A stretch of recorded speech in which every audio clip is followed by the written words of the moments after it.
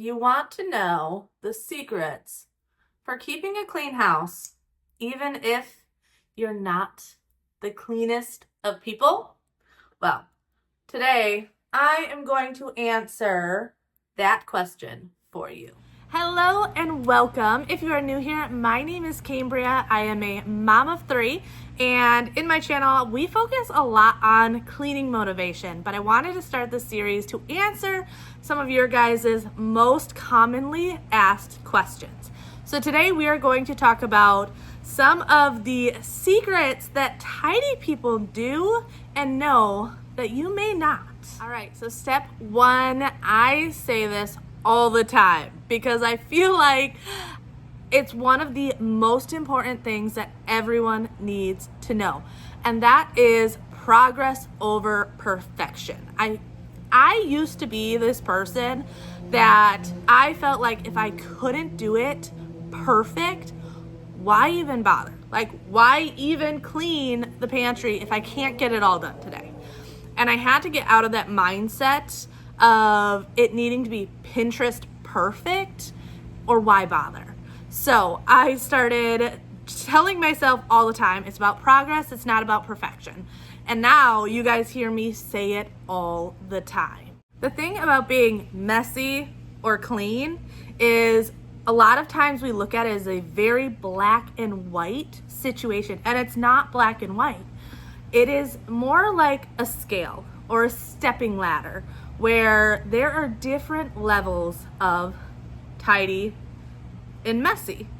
Now, the goal isn't to get you from hoarders, crazy, messy, over to, let's say, Ashley from Till Vacuum Do This Part with this like pristine, beautiful home, because that's not realistic. Realistic is taking baby steps to becoming a more clean and tidy person as we go. So that is why I always preach progress over perfection, because if you are striving for perfection, most of the time that's going to kill your motivation and you're never going to get there.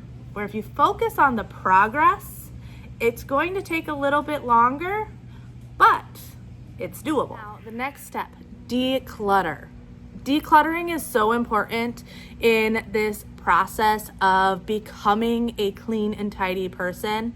Now, it's not going to happen overnight. It's just not. You didn't become cluttered and messy overnight, so you're not going to declutter overnight. I also often will say how decluttering is like working out. At first, it is very difficult, and you're probably not going to declutter as much as you truly should. But over time, little baby steps at a time, you're going to declutter more and more, and you're going to realize that keeping and maintaining a clean home is so much easier. Now, in no way, shape, or form am I a minimalist, but I'm also not a maximalist. Actually, Lynn White said it perfect the other day of being a middleist. I'm not a maximalist, I'm not a minimalist, I am a middleist. I like my home to feel cozy and warm, but I don't want it to feel cluttered. So over time, as you declutter, it gets easier and easier. So break it down into bite-sized pieces. When I say bite-sized pieces, I mean like if we're going to declutter your bedroom, don't say, today I'm going to declutter my bedroom. That's way too broad. Let's make a list. Nightstands, dresser, if you have a master bathroom, closet, but break it down to manageable sections at a time and declutter it a day at a time, a week at a time, and work your way through it. That way you're never overwhelmed, but you're making that progress. Remember, this is not a race. You're not racing someone to declutter the most, have the most perfect home. It's not a race. It is just about slowly getting there and being more comfortable in your own home. Step 3 is really focusing on those 5, 10, and 15-minute cleaning projects. So it's really easy to say, I don't have time to clean the kitchen. But instead of saying the kitchen, you could do the dishwasher. It's a 5-minute task. Won't take that long. Or if you don't have a dishwasher, clean the dishes. For most people, that's not going to take more than 5 to 15 minutes, depending on the amount of dishes you have. But if you focus on those 5, 10, and 15-minute cleaning projects, you're going to get a lot more done in the long run, because it is hard for any of us. I can definitely agree, being a mom of 3, to find an entire hour to focus on cleaning, or an entire day to focus on cleaning. But most of us can find 5, 10, 15 minutes in our day just to tackle one project at a time. The next thing is, especially after you've started decluttering and started cleaning, is making sure everything has a home. You can save so much time cleaning when you know where something goes. If you think about it, you pick something up and you're like, where should I put this? And those just even couple minutes or seconds of trying to figure out where something goes, compared to if everything just has a home, just pick up, put away, and done. So as you're decluttering and organizing, making sure everything has a home is extremely important for maintaining a clean house. It also makes your life a lot easier down the road. Step 5 is all about having a routine. Now, there are a ton of really good routines out there. You got the Fly Lady, you got, there's a million of them nowadays. But I would recommend starting a routine one task at a time. If you go and jump right into someone's pre-made routine, that may be extremely overwhelming. And disciplines and routines take time. You really have to practice those things to become good at them. So instead of trying to practice a list of 10 things you have to do every day, let's do one. Let's start by every day making sure there's no dishes in the sink.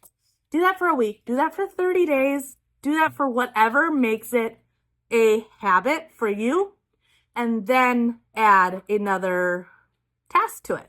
It's really, really easy to get overwhelmed and feel like you're failing when you jump headfirst into something.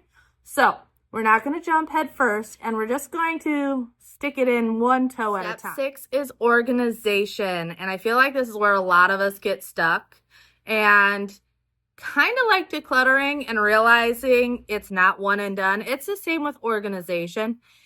It takes time to really get a good routine, and it's going to change over time. For a while in my kitchen, I had a whole drawer of dishes for kids. No, nowadays I got rid of all the plastic, and now I just have glass because my kids are getting older. So constantly changing stuff out is going to happen. That's just going to happen. You're not going to organize your pantry and it just be good. The other big mistake I find people doing when it comes to organization is we organize based off of these beautiful Pinterest photos that aren't realistic to our life. Everyone's life is a little bit different, and the way you're going to organize is going to be a little bit different. So take it slow and don't worry about getting it right the first time. Think about it. In this house, a lot of spaces, I didn't organize till after a year of being here because I wanted to live here and really know how I was going to use a space. And where I put some things in my house may not be practical for someone in their house. But living in a space, taking your time, and organizing to the best of your ability and to what works for you is going to be very important. Some people, when they organize, and I'm going to forget her name. What is she, the Ladybug? You guys know who I'm talking about. She had a show on TLC, I want to say, all about different organization, people who are a ladybug or a bumblebee or a dragonfly or, I don't know, something else. But it's very true. Her whole thing made a lot of sense because I am someone that I want something to look pretty. I am more likely to keep it organized and clean when it looks pretty. So bins are my best friend. Not bins that I can see through, bins that I can throw stuff in and it looks really good. That is what I go for. Other people are going to need stuff that's like labeled clear so you can see everything like to the T.